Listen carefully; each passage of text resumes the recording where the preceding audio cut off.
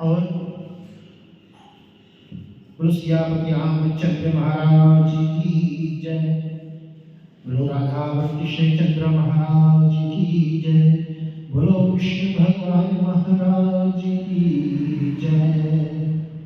पहला अध्याय भक्ति, ज्ञान और वैराग्य की कथा। एक बार नैमिषारण्य में शौन का भी 88,000 और ऋषियों ने श्री सूत जी से निवेदन किया कि हे सूत जी महाराज, इस कलिकाल में अधिकांश प्राणी अज्ञानवश और सांसारिक प्रपंचों में फंसकर माया मोह से ग्रसित हैं। अनैतिक कार्यों में लिप्त होकर राक्षसों के समान आचरण कर रहे हैं, जिससे वे आठों पहर दुखी और असंतुष्ट रहते हैं। हम लोगों की इच्छा है कि उनके उद्धार हेतु आप किसी ऐसे भगवत चरित्र का वर्णन करें जो भक्ति, ज्ञान और वैराग्य से ओतप्रोत हो, भगवत भक्ति की प्राप्ति में सहायक हो। कृपया ये भी बताइए कि हरि के भक्त इस माया जाल से किस प्रकार मुक्त हो सकते हैं। इस कर्म बंधन से जीव किस प्रकार छूट सकता है और भगवान श्री कृष्ण की प्राप्ति किस प्रकार हो सकती है। शौन का ऋषिगणों ने ऐसे लोक हितकारी वचन सुनकर सूत जी बोले, हे शौनका जी, मैं आप सब ऋषियों को वे उत्तम उपाय बतलाता हूँ जो जीवन मरण के भय को दूर करता है, भगवान की भक्ति को बढ़ाकर उनको प्राप्त कराता है। आप सब लोग सावधानी से ध्यान पूर्वक सुनना और कहते हैं, सुनिए। कलयुग के आदि में शुकदेव मुनि जी ने राजा परीक्षित को श्रीमद् भगवत शास्त्र सुनाया था। आज वही मैं सुनाने जा रहा हूँ। और इस प्रकार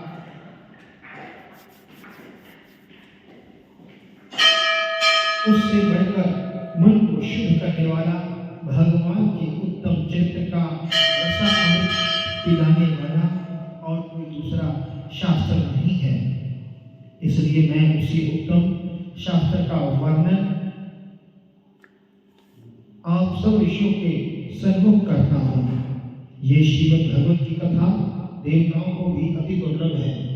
हे ऋषियों, श्रीमद् भगवत की कथा सुनने से राजा परीक्षित कर्म बंधन से मुक्त हो गए थे। ये बात जानकर ब्रह्मा जी को बड़ा अचंभा हुआ। उन्होंने सत्यलोक में तुला से भगवत भक्ति के सब साधनों को तोला, किंतु सब साधन श्रीमद् भगवत की अपेक्षा हल्के रहे। यदि श्रीमद् भगवत का पारायण सप्ताह विधि से किया जाए तो यह अवश्य मोक्ष देता है। और कहते हैं कि इसी पर एक प्राचीन इतिहास सुनाते हैं। प्राचीन काल में इस कथा अमृत को सनकादिक ऋषियों ने श्री नारद जी से कहा था। शौनक जी कहते हैं, हे सूत जी, नारद जी तो सदा इस माया जाल से दूर रहते हैं और एक घड़ी से अधिक कहीं एक स्थान पर टिकते नहीं, ना ठहरते हैं, ना बैठते हैं। और तब सनकादिक ऋषियों ने ये श्रीमद् भगवत नारद जी को किस प्रकार सुनाई। सूत जी कहते हैं, हे शौनक ऋषिगणों, श्री सुखदेव मुनि जी ने मुझे अपना परम भक्त समझ करके ये कथा एकांत में सुनाई थी। और एक समय सनकादिक ऋषिगण सत्संग के हेतु बद्रीवन की विशालपुरी में पधारे। वहाँ उनकी भेंट नारद मुनि से हुई। उस समय नारद जी शोक और चिंता युक्त दशा देख करके सनकादिक ने पूछा, अरे नारद जी, आप किधर से आ रहे हैं, कहाँ को जा रहे हैं? आपकी ये बेचैनी और चिंतित दशा क्यों है? आप तो वीतराग जीवन मरण से मुक्त हैं, फिर आपकी यह दशा क्यों है? कृपा करके हमसे इस भेद को बताइए और इस बात का भेद भी खोलिए। तो नारद जी कहते हैं, मुनिवरों, मृत्यु लोक जीवधारियों का कर्म स्थान है। मैं इस निश्चय लोक को सर्वोत्तम समझकर इधर आया था।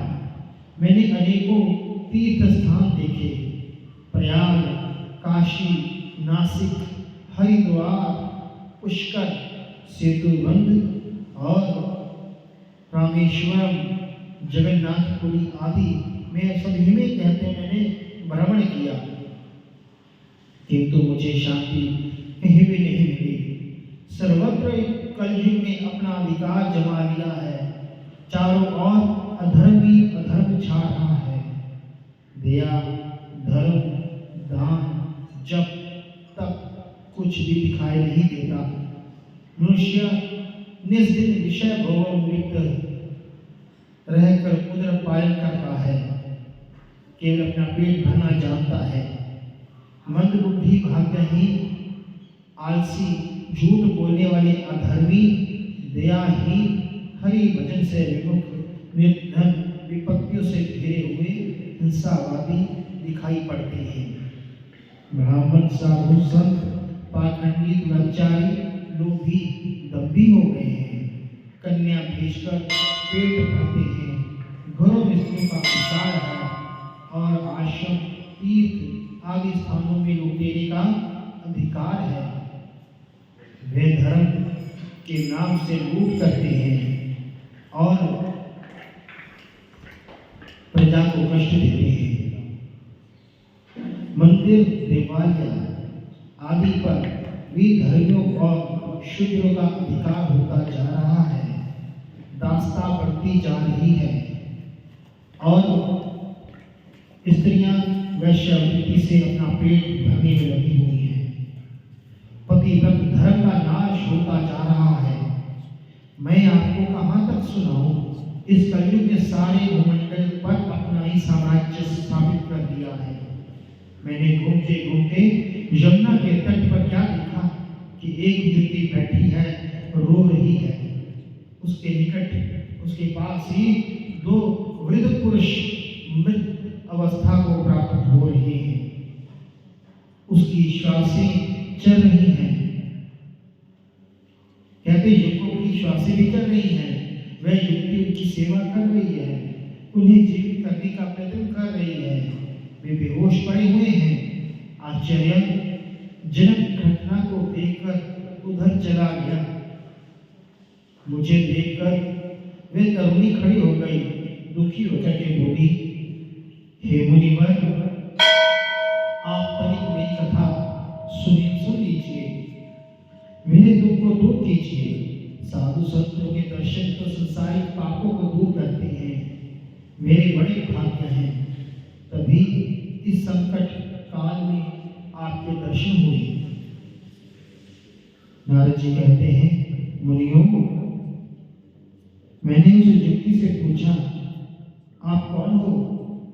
ये दोनों पुरुष आपके क्या लगते हैं? और तुम्हारी सेवा करने वाली ये समस्त स्त्रियां जो तुम्हें घर बैठी हैं, कौन है? तब वे तरुणी बोली, हे मुनिवर, मैं भक्ति हूँ। ये दोनों पुरुष जो हैं, ज्ञान और वैराग्य हैं। ये जो युक्तियां मेरी सेवा कर रही हैं, गंगा आदि नदियां हैं।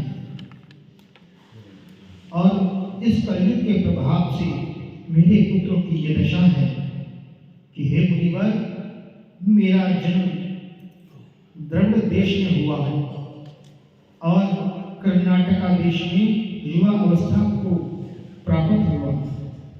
मेरा सत्कार महाराष्ट्र प्रांत में अधिक हुआ और लेकिन गुजरात प्रांत में आते ही मुझे मृत अवस्था में घेर लिया। यहाँ वृंदावन आई हूँ। मैं तो यहाँ तरुणी हो गई, किंतु मेरे दोनों पुत्र वृद्ध हो गए। मुझे अब ये चिंता और दुख है, मैं युवती हो गई, पुत्र वृद्ध ही रह गए।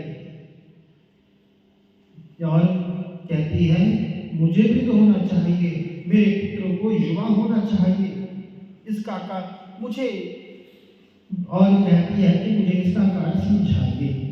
सूत जी कहते हैं, अरे ऋषियों, जब उस युवती ने नारद जी से इस प्रकार पूछा तो नारद जी कहते हैं, हे युवती, मैं अपने ज्ञान से अभी सब बात तुम्हें बताता हूँ। नारद जी कहते हैं, और नारद जी ने ध्यान लगाया और कहने लगे, हे साध्वी, ध्यान पूर्वक सुनना। कहते इस कलयुग के प्रभाव से मनुष्य पापी, पाखंडी, अज्ञानी, भक्तिहीन हो गया है। भक्ति, ज्ञान, वैराग्य की ओर तो दृष्टि भी नहीं करता, किंतु वृंदावन और ब्रजधाम में भक्ति सब जगह नाच कर रही है। और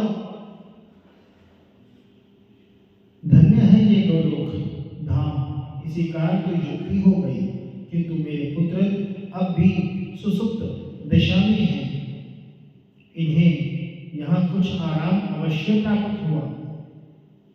तब भक्ति बोली, हे देवर्षि नारद, राजा परीक्षित ने इस पापी कलयुग का नाश क्यों नहीं कर दिया था। श्री कृष्ण गोविंद हरे मुरारी, हे नाथ नारायण वासुदेवा।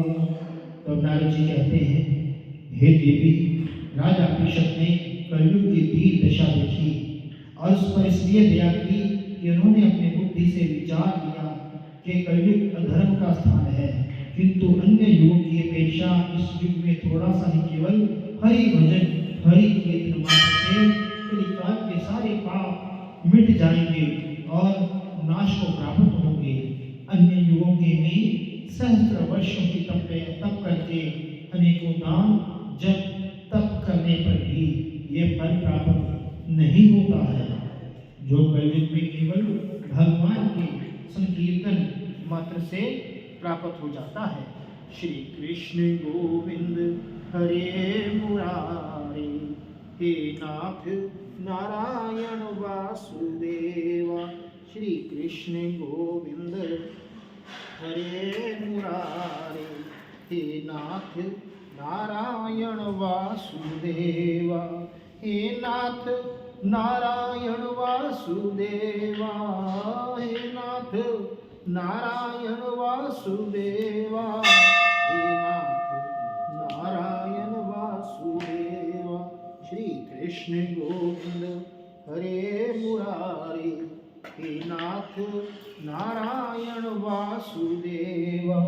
गोविंद गोविंद हरे मुरारी, हे नाथ नारायण वासुदेवा। कहते हैं कलयुग में केवल भगवान के संकीर्तन मात्र से ही सब प्राप्त हो जाता है। इसी विचार को करके राजा परीक्षित ने कलयुग को नष्ट नहीं किया था। तब नारद जी के वचन को सुनकर भक्ति ने कहा, अरे देवर्षि नारद, आपके प्रभाव से प्रहलाद ने अपूर्व भक्ति पाई और आप ही के प्रभाव से ध्रुव ने अटल भक्ति प्राप्त की। हे मुनि श्रेष्ठ, आपके दर्शनों से मुझे भी अपूर्व आनंद प्राप्त हुआ। आप ब्रह्मा जी के पुत्र हैं और मैं आपको साष्टांग प्रणाम करती हूँ। श्री कृष्ण गोविंद हरे मुरारी, हे नाथ नारायण वासुदेवा। गोविंद गोविंद हरे मुरारी, हे नाथ नारायण वासुदेवा, हे नाथ नारायण वासुदेवा, हे नाथ नारायण वासुदेवा, हे नाथ नारायण वासुदेवा। गोविंद गोविंद हरे मुरारे। हे नाथ नारायण वासुदेवा। बोलो विष्णु भगवान महाराज की जय।